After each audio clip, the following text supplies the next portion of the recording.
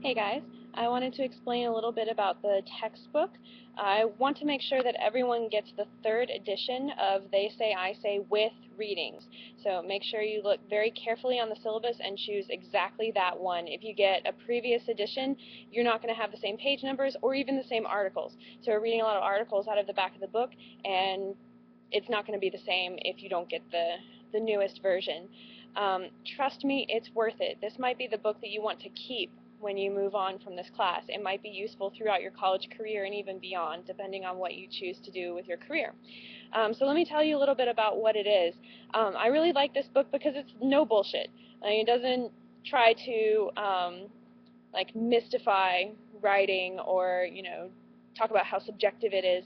It just gives you the tools that you need to write well, which is really great. It's something I haven't found in any other textbook, and that's why I love this one so much. So let me give you the basic structure of what I want you to get out of the readings throughout the semester and how I want you to apply those chapters to your actual writing for your grades. So it's they say, I say, why it matters. So that's going to be the structure of the way you make your arguments and also the way you organize your papers. So they say is providing context or giving a quotation or a specific example with page numbers and citations and all that sort of thing. So that's they say. They say is whenever you quote somebody or when you give background information. And you definitely need to do that so that we know why you are saying what it is you're saying. Like where you're coming from, set up the situation for us so we can understand your argument. So your argument is the I say part, and yes, please use first person in your writing because this is your argument, your thoughts on this topic. So of course you can use I. If you have found creative ways to write around that and not have to say I, then more power to you. But I want to empower everyone to use I, or they, or we, right? So whatever first person pronoun you want to use, sorry, they is not a first person pronoun, but I or we, please do so. It's okay. Scholars who are published in the humanities often say, I will argue that this, or I suggest that this. So you can definitely do that. And if you're uncomfortable leaving it in there, what you can do is write all the I believes and I think that's in your paper, the first draft, and then before you turn it in, just do the search and find feature in Word and search for every time you've used the word I. And if it's one of those situations where you've written I believe or I think that, you can just delete that out of your sentence and the sentence should be able to stand on its own and it will be incredibly strong. So you can take that approach to it if you want, and I recommend that as a way to strengthen your writing in any case. It'll keep you an active voice, which is really great. It sucks when you get in passive voice, which passive voice is useful in some disciplines but not in this one. In this one, we want you to be bold and direct and clear. And a lot of that means acknowledging that you are the one writing the paper, that you are the one with the ideas, and that's super important. So I want you to acknowledge that. I really like that about that chapter. I think it's chapter 4 that's called I Say.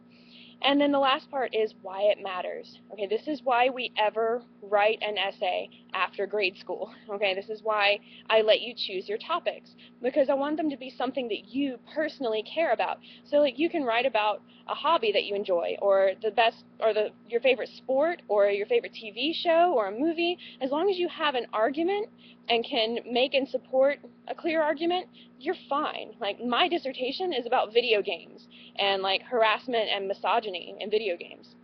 So yeah, most of my research is playing video games and participating in online forums about video games. So you can literally do whatever it is that you want to do. If you're thinking about doing a topic like that and you don't know where to start, just write me an email or post on the Ask the Professor forum and let me know. Okay, so structure. When you write your opening paragraph of your essay, any essay, it's going to go, they say, here's the context. This is the novel I'm talking about. This is the article I'm responding to. This is the historical background, just like a sentence or two of they say to tell us where we are and, situate us in your argument. Then I say, so directly, clearly, specifically state your argument. And then tell us why it matters, just briefly. So in like one sentence or half a sentence, say, this matters because, so for me, misogyny in video games matters because women are actually being harassed. Their real lives are being hurt, and sometimes their careers are being hurt. They cannot go into these online spaces and be safe, and that's really a terrible shame, and they should care about that, and men should care about that, because men should care about protecting women from that kind of treatment, which they don't deserve. Just because you're a woman and you're playing video games doesn't mean you deserve to be harassed. Completely stupid.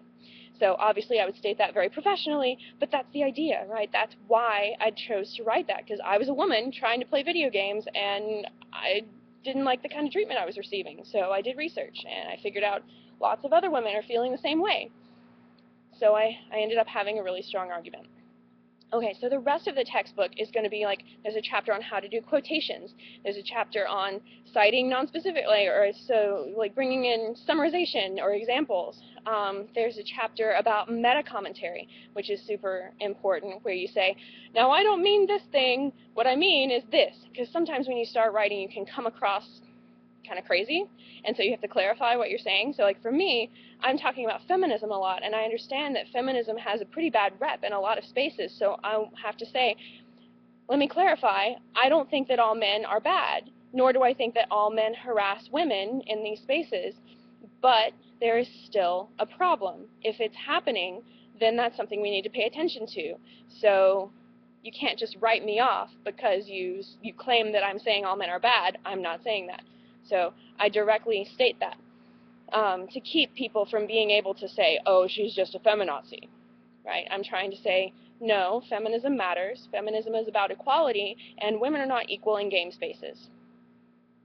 So that we need a feminist approach to game spaces. So yeah, I find the book incredibly useful, and I hope that you refer to it throughout the semester. Every time you have an assignment, you go Chapter 1, Chapter 4, Chapter 7. They say, I say, why it matters. And even throughout the paper. So every time you have a piece of evidence, that's they say. Then you want to use I say to connect that back to your argument and say what you think about that thing that they say. And then so throughout the body of your paper, you'll be like, they say, I say, they say, I say. So you'll be like, here's an example quotation. Here's what I think about that and how it relates back to my argument. Here's another example, very specific, with a citation. This is what I think about that and relate it back to your argument.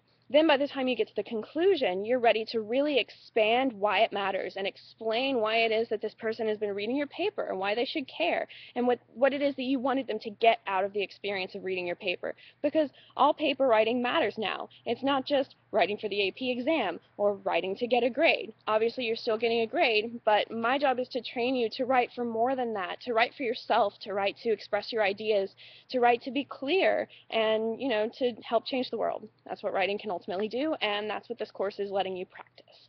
So email me if you have any questions.